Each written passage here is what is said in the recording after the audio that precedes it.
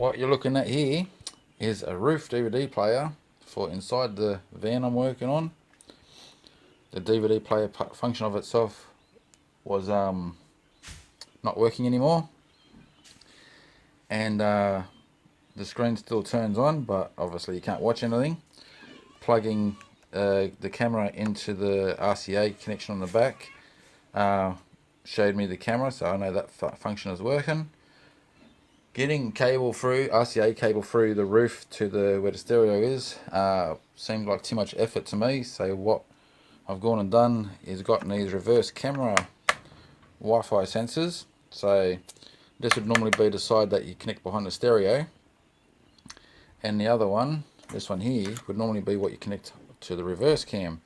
So what I'm doing in reverse is this is going behind the head unit, so everything on the AV out will then be received by the unit and displayed on the screen, and it's to cancel out having to do any wiring for the roof.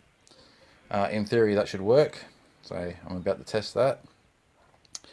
I've also added, you're wondering what all this mess here is for. It's actually not, it's pretty dry. I put a port in here for a cigarette lighter port.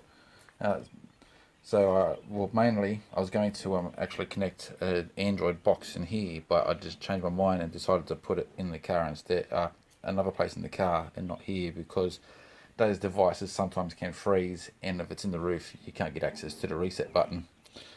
So doing it this way would be best. So there's nothing in here I need to get access to again once I've closed it.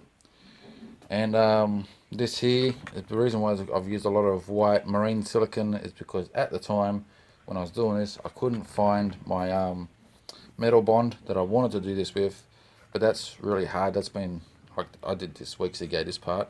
That's really hard, that's not going anywhere, so that's perfectly fine. It's not meant for cigarette lighters, it's just meant for now, if to be used, it's only meant for if you want to plug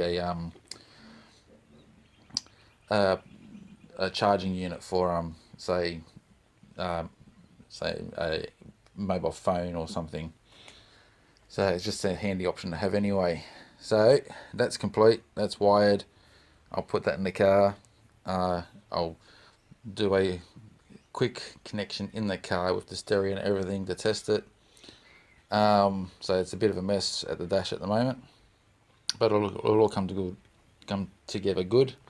I guess I might as well show you.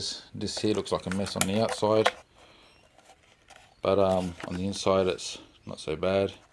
That's actually fiberglass. I've made this door for the compartment where I'm going to keep the Android box in, and it wasn't deep enough for the box, so I've extended that drawer, and on the car itself there's plenty of room behind there to extend that, so I was very comfortable with doing that. That's not going to be seen, so I'm not going to be bothered about making that outside pretty. It looks a mess, but it does the job. It's all nice and dry and hard. Fiberglass is good strong stuff. So I'll get to it. I'll put this in the car, and I'll connect up the stereo, and I'll show you what it's like. Alright, so this is where I'm at. So I've got the head unit in there, obviously half hanging out because I'm playing with the configuration of all the wires and things. But that is the Android box here, displaying through the AV in with auxiliary audio in, and that's playing YouTube on there, which is now connected to the headrest as well, the roof screen as well, with the Wi-Fi connection like I explained, so I don't have to worry about running a cable for the roof. So that's turned out really well. It's working exactly how I was hoping it would. And so you've got the audio coming in when I talk. It's one of my own videos. Yeah, you can see. Okay. In this in that section there. So, and that allows me to use a mouse. Well, I'm using one of these as well. But you can also have a mouse connected to that box, which I find using a mouse easier.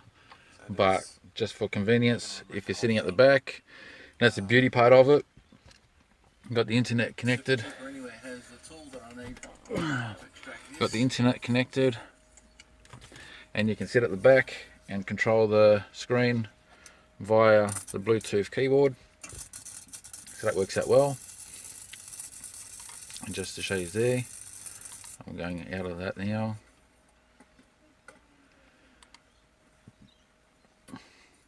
And I can use Netflix as well if I want to, or anything else that I want to install on the.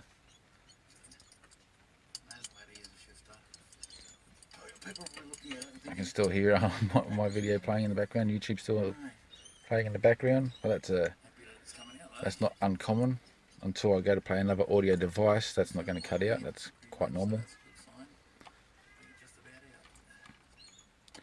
I just find a random movie to click on, but I'm not going to actually watch it. Good old TV show. You can put it on there, but it takes ages to dry. So now the audio's cut out because it's going to play a different one, but I'm not going to. I don't want it to be done for copyright. And that's there showing on the screen back there. So that's really, I'm happy with that. So you can, using the mouse. Now if I wanted to watch a DVD, this circumstance changes. I've actually got the video out and video in connected into a setup that I created. I made it 4-way, I only need to make it 3-way, but anyway. And I've got the adapter here as well. That's one channel's going into the head unit, one channel's going back to the screen on the roof. I've got video out for playing DVDs and video in, so it brings it in so I can see what's on the screen here as well. If I wanted to play a DVD, I better turn the volume down. Now what will happen is, because there's two configurations happening, the back screen goes wacko, because obviously it's trying to display what's on video on the DVD and what's on the Android box.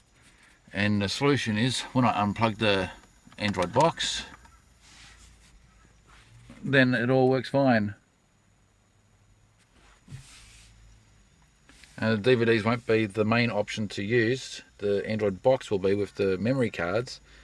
So I still have the option of playing DVDs if I want to by unplugging the Android box. And that drawer I was talking about before, that's deeper. That's here now. That sits in place quite fine. And you can see behind there, there's still plenty of room to make that drawer even deeper. But that'll keep that in place. So the Android box gets its power from, so I made a lead, soldered the wires together there and made a USB power lead for the Android box, and that's powered by the head unit. So when the head unit's powered off, so is the Android box.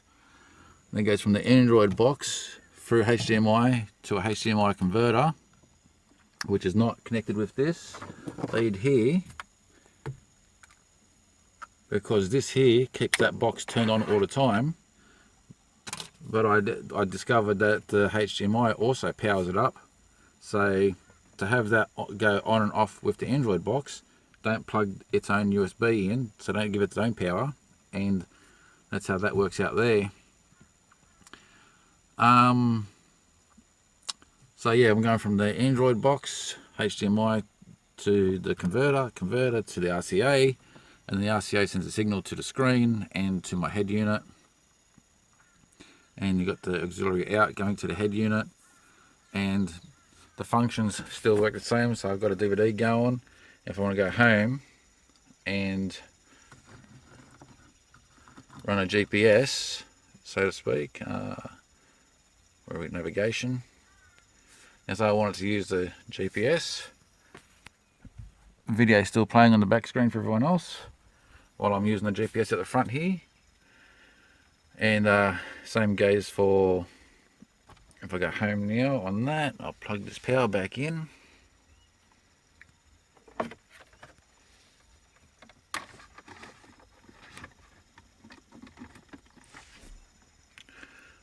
it's in my apps, and I'll go to AV in.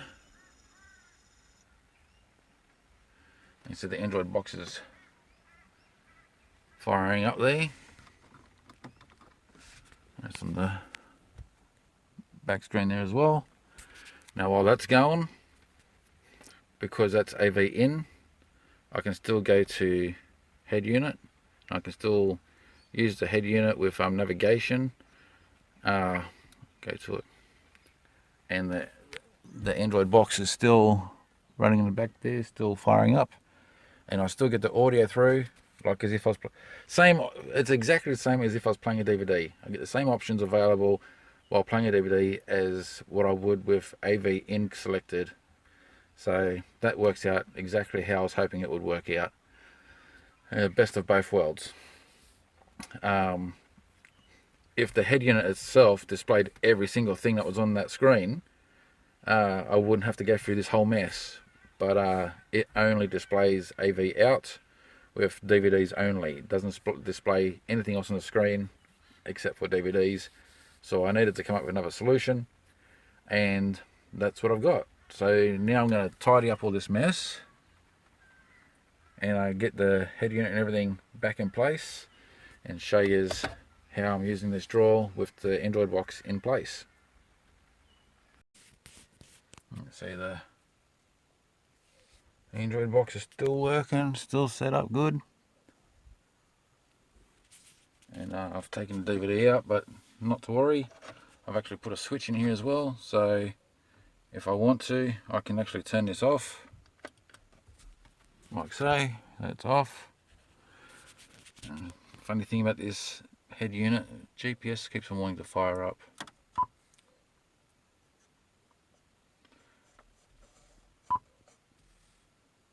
AV in. So there's no signal there now. I'll turn this on. Booting up. Oh yeah, sweet as. So if I want to watch a DVD, turn this off, no worries. If I want to watch Netflix, YouTube or something, turn it back on. Keep the, it's just handy that this is all the Kia has the options like this. I keep all the gear down there, like the mouse and the keypad and so forth. Plenty of room behind the stereo to muck around with stuff like this, like what I'm doing now.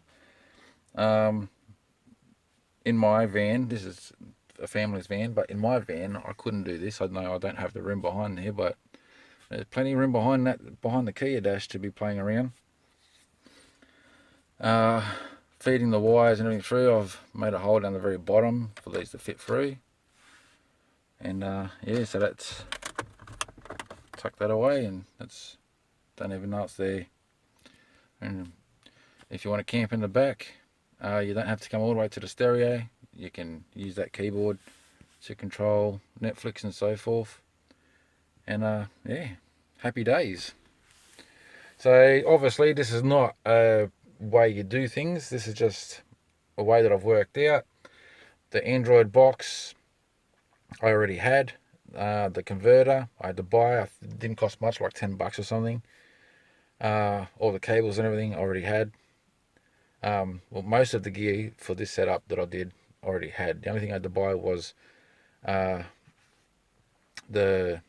reverse camera wireless setup, so I could just put that, like I showed you already, in there. And the converter from HDMI to RCA, and here we go. Alright, well, hope I gave somebody an idea. That's one thing about this head unit I've got to try and work out how to turn off. It keeps on putting the screensaver option on when you don't touch it for 2 minutes. I'll work that out. But that doesn't interfere with what's going on at the back here. So people are still watching TV for whatever reason, that keeps on coming on. But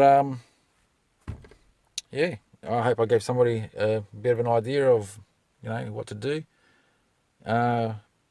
If the head unit doesn't put video out, maybe you can put an Android box behind and do something like that. Anyway, food for thought. Like I said, it's not the way you do things, but it was the way I managed to work this out. So we got a few options. Okay. Well, thanks for watching. More videos to come. Cheers.